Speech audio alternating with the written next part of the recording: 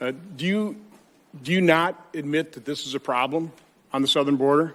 Senator Johnson, that is certainly a challenge. We recognize the challenge. I mean, can you say the word problem? It is precisely, Senator Johnson, it is precisely why in September of last year we intensified our... I've got some questions I want to ask you. So, because you've also said that you inherited a broken system. I would contend you broke a system. I think it's time for a little history lesson here. This is a chart I developed as chairman showing the growth in unaccompanied children crossing our border illegally. You see, before DACA, it was somewhere between 2,000 and 4,000 a year. DACA in 2012 all of a sudden sprung to 10,000. In 2014, it went up to 51,000 unaccompanied children. And this is even President Obama called that a humanitarian crisis. Going to this chart, that humanitarian crisis peaked 1 month where apprehensions were slightly over 2,000 a month. You can see that President Obama then responded.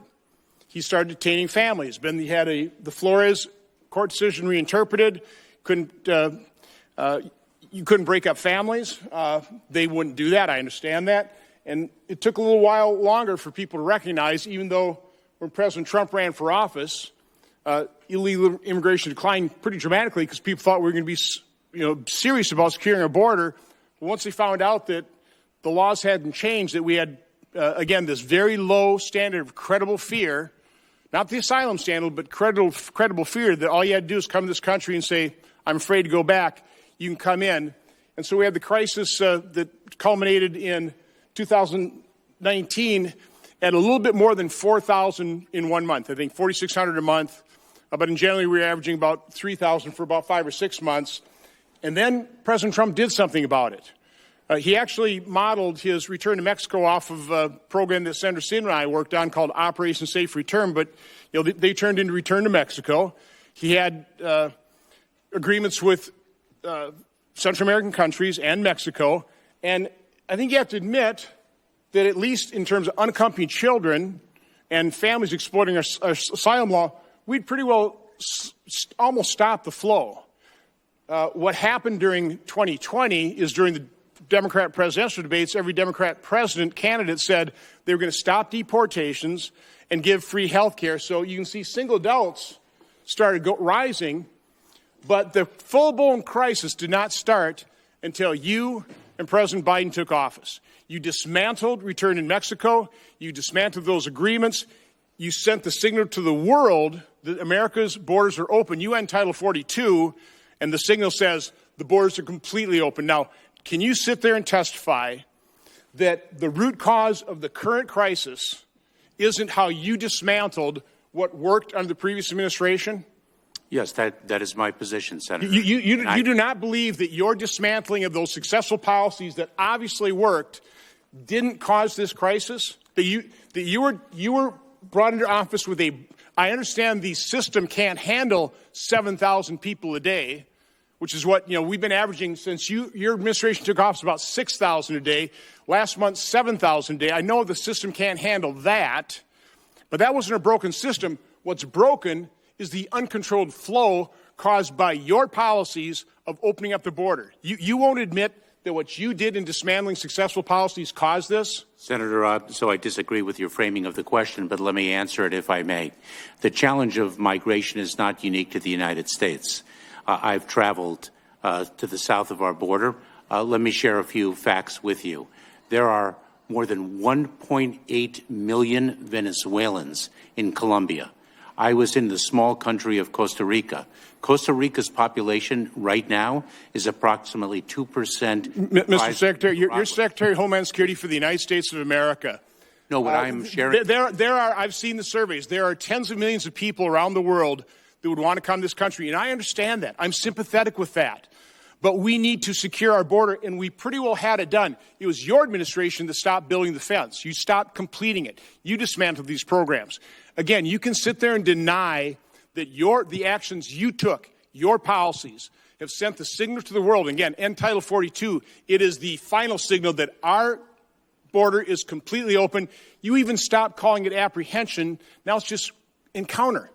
you're managing the process by making that processing and dispersing so much more efficient. I would like to finish my answer. Well, you're not answering the question. You're just dodging it. No, I've already answered your question, Senator, if I may, that we do not believe the policies of this administration have caused the migration challenge that actually. Okay, that's you're living in an alternate reality. That is actually is the goal of this administration to actually reduce the flow of illegal immigrants, or is the goal just making it more efficient to let them in and disperse them? What's the goal of your policy? The goal of this administration, and it has been articulated publicly many a time, is to build safe, orderly, and legal pathways for individuals to access the laws of immigration that Congress has passed, not to come in between the ports of entry, not to take the dangerous journey, not to place one's life savings. That's not working very well. You said that Congress has to pass laws.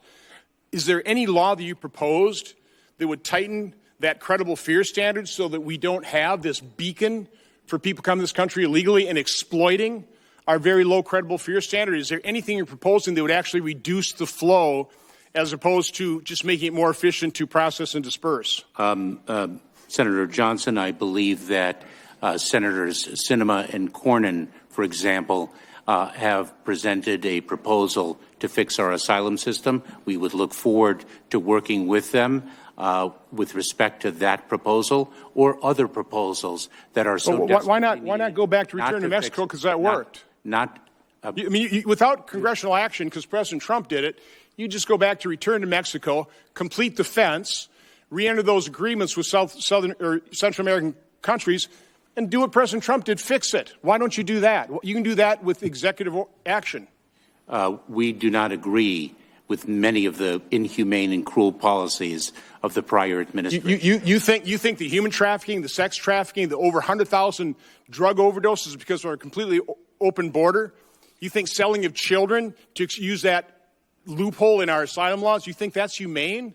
You think what you are facilitating, the business model of some of the most evil people on the planet, putting billions of dollars in their pocket, you think that's humane?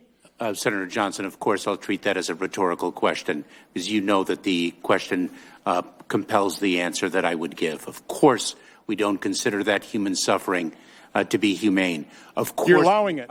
Of course, we do not consider the more than. You're allowing it. You're facilitating it. You've caused it. Of course, we do not consider the more than 1,500 individuals raped, murdered, tortured, then fix it. Otherwise victimized under President Trump's execution of the Remain in Mexico program. Fix it. You know how to fix it. Of course we don't consider that humane.